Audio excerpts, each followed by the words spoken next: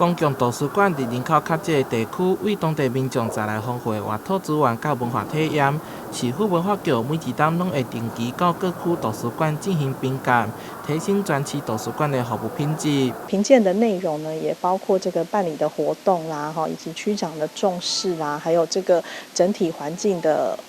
整洁度啊、维持度，还有对于这个书目的一些管理等等。其中得到资优的洋水图书馆，结合风炮、活真港定制等在地民俗文化，作为特色馆藏，并提供超商提册服务，让民众会当随时借到册。另外，伫暑假期间，除了会当看到小朋友伫内底认真读册，同时也举办夏令营，让图书馆变甲非常多元。那我们就是在过年的期间，还有比如说像儿童节、母亲节，然后像最近暑假，我们都有办一些就是